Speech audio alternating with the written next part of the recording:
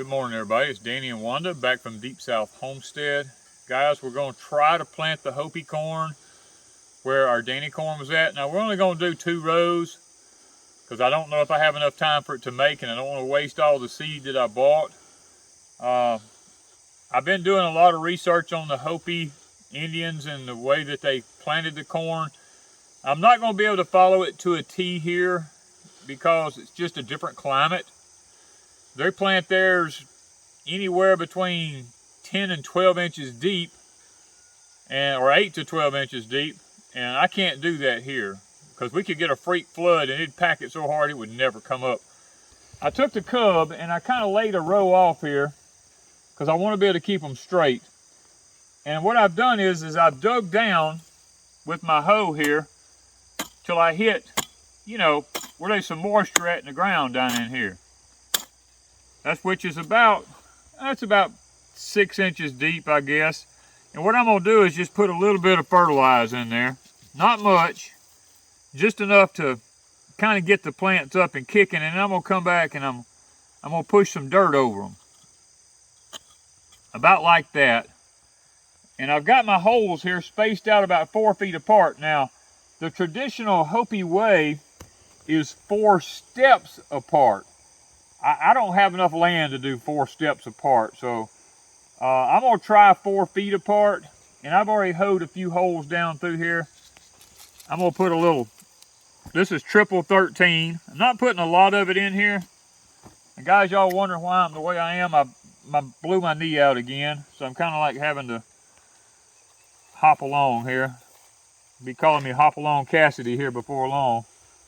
Hop Along King. Yeah, Hop Along King. I'll pour a little bit more in that one. And I'm going to come back and I'm just going to push a little dirt in on top of it. And see, this will leave me a lot of dirt on the sides. As this comes up, I'll still have some dirt to put in here on it. And it's getting it down where there's some moisture at in the ground down there. That's what we're after, getting that seed down there where there's some actual moisture at. Now, I ordered seed. The only place I was able to find them like I needed was True Leaf Market. They had them by the pound. And the one thing, let me say this, guys, I was a little irritated when I got these seed, but it's okay. I guess we'll find out. But on the back here, get the germination date on this. I just ordered these now in July of 2022. That the germination date on this was 10/21/2020, which meant that this corn was grown in 2019 or earlier. So this corn's already 2 or 3 years old in this pack here. Now, if it's been kept in a freezer, it's probably not bad, but I don't know that they kept it in a freezer or not. I knew when I opened it, I looked at it and I told Wanda, I said, that corn's old. I said, that's not new corn. And then I looked at the germination date and I was a little bit perturbed. I was like, you know, to pay what I had to pay for these seeds and for them to get here. And I thought True Leaf was a pretty good company to be dealing with. But once again, like everything else, I guess we'll see if we get screwed on this one. But anyway, now I can't do like the Hopi did. The Hopi carried an ear of corn along with them, and they would actually just sit there and they would put 20 seeds in a hole and cover them up, and then when they come up, they would thin them down to 5 to 7 stalks. I don't have that many seed. And now that I found out they're old, I mean, who knows? But I'm only going to put 7 seeds in a hole. We're just going to drop 7 in here, and I'm not going to drop them all. Let's see, that's 1, 2, 3, 4, 5, 6. Let's put 1 right there. 7. There's 7 seed in that hole. Throw 1 for a good measure. Make it 8. Make it 8? Make it 8. Oh, 7's the first of 4 perfect numbers in the Bible. Okay, leave it 7. But 8 is a number for a new beginning. So let's go with 8 because this is a new beginning. See, here. Miss Wanda has good ideas. Yeah, I had to think about that one for a minute. New beginnings. Okay, a new beginning here. All right. They cover them up with a lot of dirt. Now, I'm not going to do that because for some strange reason, we could have a freak flood in here and it would pack it down. I would never get them out. So I'm only going to cover them up with just like an inch of dirt, and then I'm going to pack it down to give good seed soil contact. Because guys, this dirt is still dry. Or soil, y'all hate me to say dirt, soil. This soil is still dry. We fixed to make mud. So we're gonna, let me get up here if I can hop along here and get a few more seed here. We got 1, 2, 3, 4, 5, 6, 7. I picked up 7 perfect that time. And there's 8. Now look, this bothers me. Look at that. Throw that one out. That ain't even the right color. In with the blue. Yeah, it don't even look right. All right, put it in your pocket. Better hang on to that one.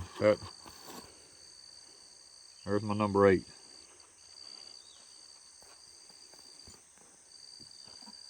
We're gonna bring a little dirt in here. Sucks being handicapped, guys. But I'm not giving up. Got to be able to eat.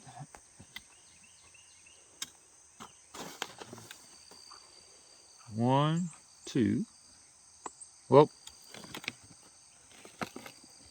this one I just don't trust it. It's busted in half. That's what it is. Okay. 2, 3, 4, 5, 6, 7, 8. Guys, this right here is what I was telling you about tilling. See there? There's the roots of that corn stalk out there. If I'd have tried to plow this, that kind of stuff would mess a planter up.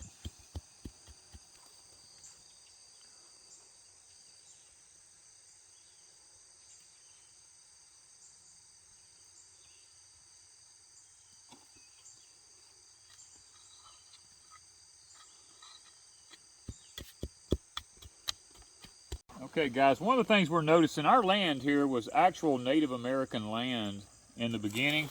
And as I dig in here, you see them black specks all in that soil right there?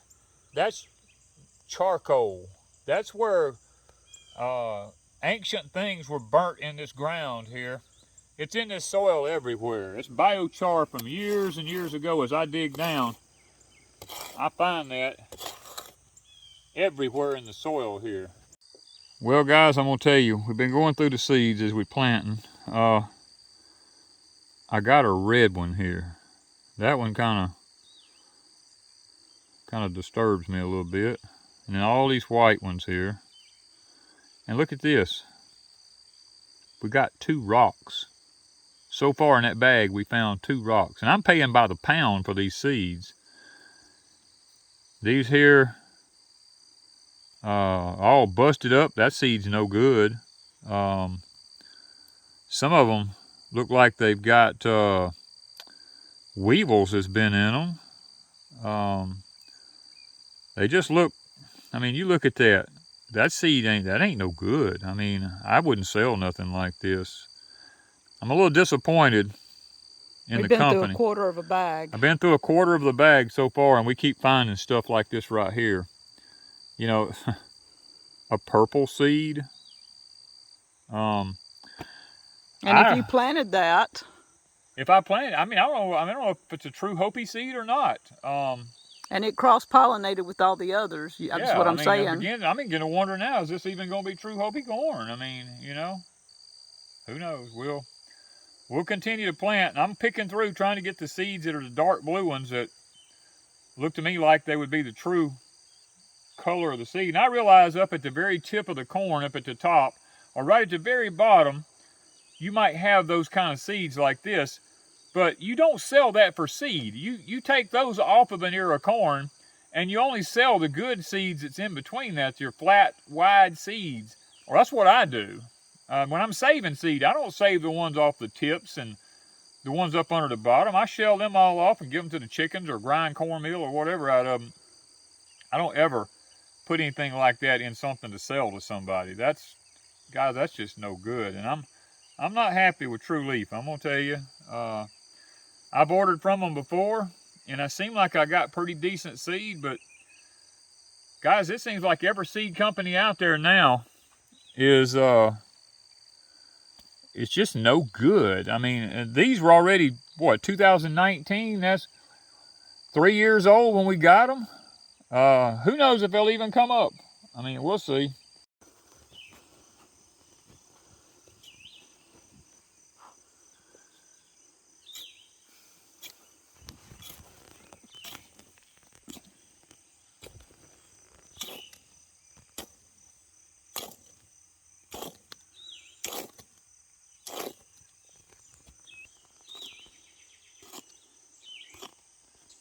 Let me tell you something, guys. We're sitting out here right now this morning burning up, and it is 6:51. It is so hot. Look at this guy. Not a chemtrail. There's a moon. I mean, not a chemtrail nowhere. If chemtrails was for global warming, they'd have this freaking sky covered up if they was trying to stop the heat. But they ain't a cloud. There's not nothing but crystal blue skies everywhere. And it is so hot out here already. Ain't even 7 o'clock, and we're wrenched with sweat already.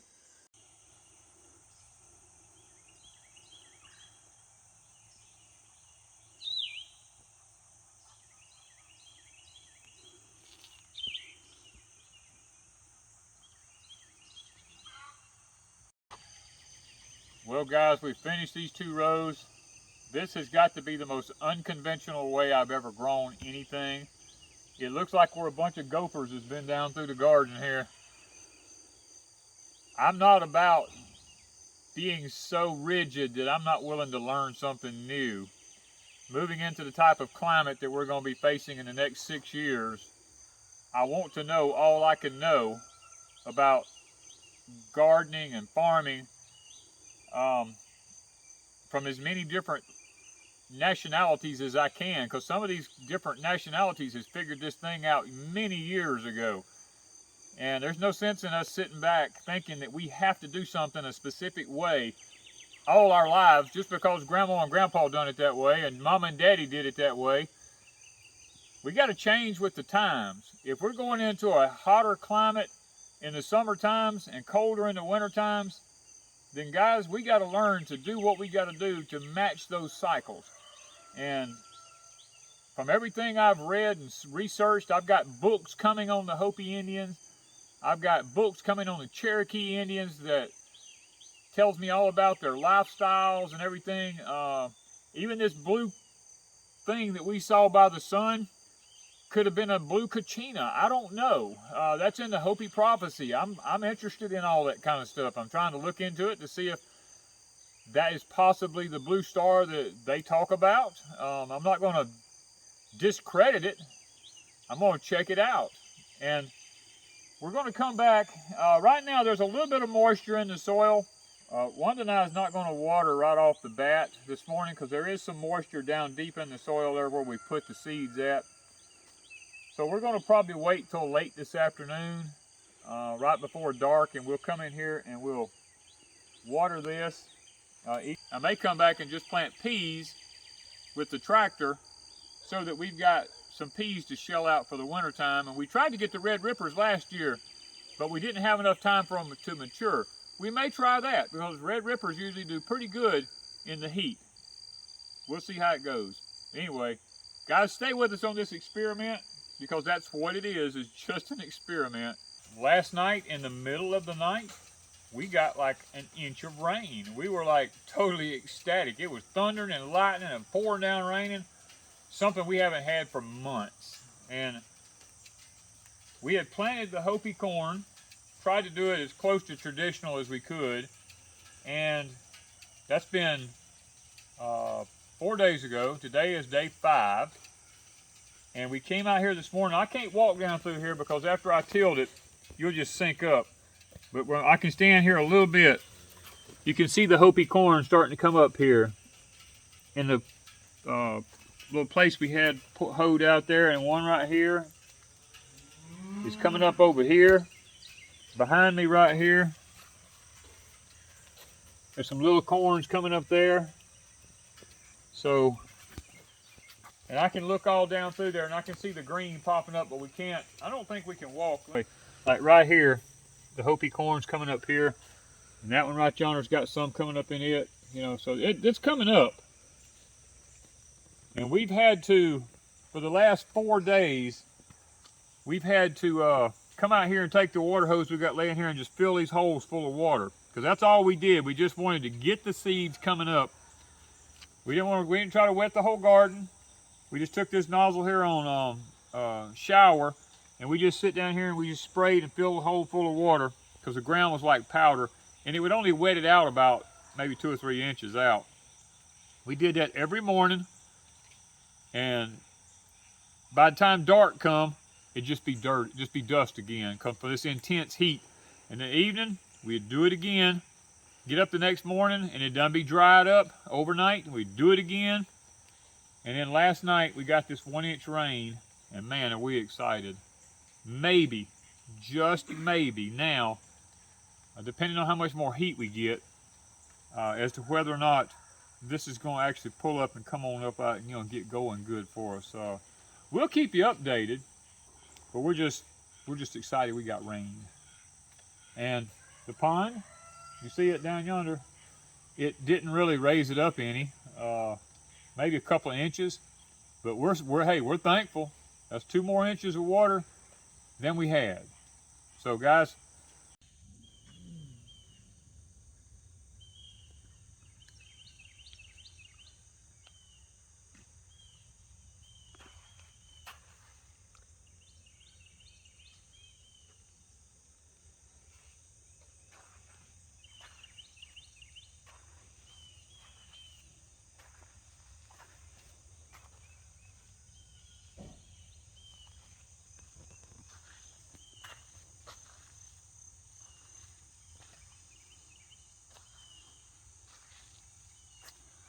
well guys, it looks like our Hopi corn is beginning to come up.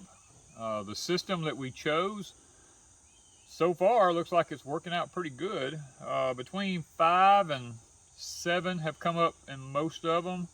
Some 2, and some of them down through there still hadn't come up yet, but I believe some of them just got covered a little deeper than others did, because the one thing we were afraid of was as deep as we put them in the ground, and the way we made it in a bowl was that we'd get a heavy rain, it'd wash a lot of dirt down in on top of it, and well, that happened. I mean, we did get a heavy rain after all this time, but I believe it's going to work. I see no reason to believe otherwise at this point. So, and I might add that today is day 7. On day 5, we got an inch of rain, and the night of day 5, we got another 1.25 inches. So we got 2.25 inches of rain in a 1-day period here. Now we haven't had any more since then, but it looks like it was just what we needed to be able to get the dirt settled in, get the corn settled in, and get it up and get it going. So guys, all I can tell you at this point, with the dry weather we're still having and the intense heat, is that just keep watching, and let's see how the Hopi corn does. Let's see if it does what it does for the Hopis out in the Midwest, and let's compare the hot, humid deep south to the dry, arid, hot west, and let's see how it goes. Thank you guys from Deep South Homestead.